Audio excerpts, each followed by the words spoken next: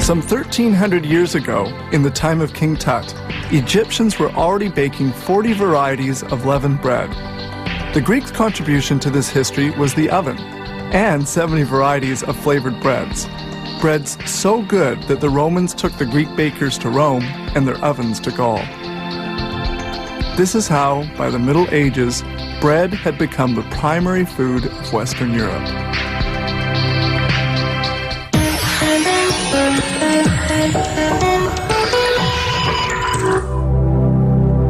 Multigrain bread is made from several ingredients, such as flaxseed, buckwheat, soya, and millet. This protective grill prevents foreign matter from accidentally falling into the recipe mix, a recipe calling for some 600 kilos of flour. The ingredients, ground in a mill, are kept in these 36 enormous containers.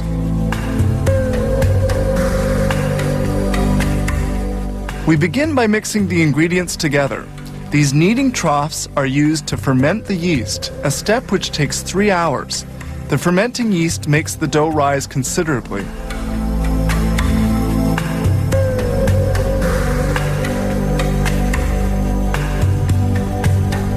This huge mixer kneads the dough for about 8 minutes.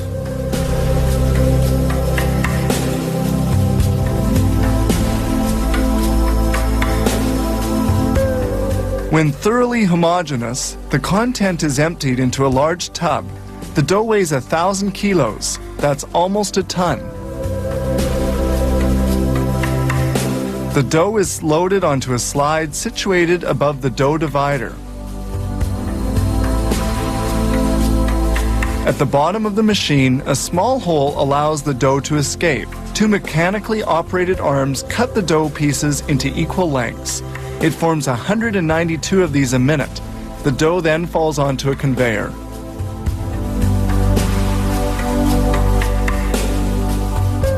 Here, dough pieces are rolled into balls, which can be more easily worked.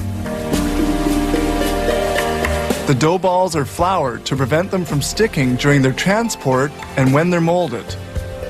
Here the balls of dough leave the divider and go to the molder. During transport, the dough can rest, allowing the yeast to act.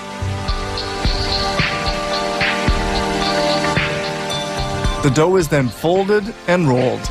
The machine can handle 3 per second for a total of 11,500 an hour. The dough is rolled out to the exact size and falls into baking molds.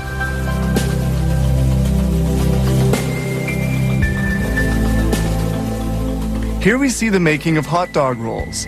These little dough balls have to be shaped lengthwise and fermented before molding.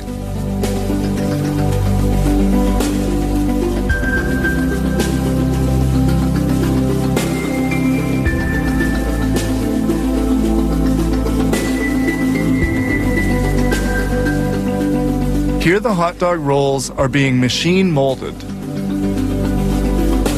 Dough pieces must not touch one another, so they're spaced apart by a small mechanical arm. Now we go back to multi-grain bread production. Squatted down at the bottom of the molds, the dough pieces go into the prover, where they rise for an hour at 42 degrees centigrade and at 70% humidity.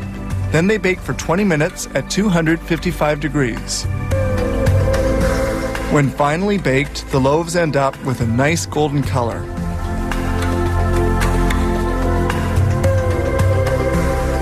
A vacuum system draws the loaves from their molds. They're then placed on a conveyor to cool.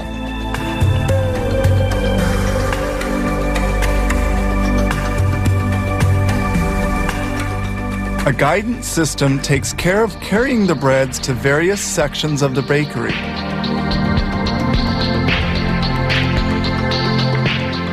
When well cooled, breads go to the slicer, which cuts 65 loaves a minute. They are sliced by 2-meter wide and 40-centimeter long steel saw blades. These blades are changed every 2 weeks.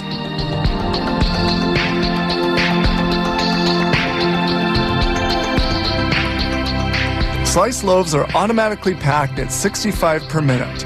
They're now ready for shipping. Some 5.5 hours have passed between preparation of the dry flour and packaging of the baked bread.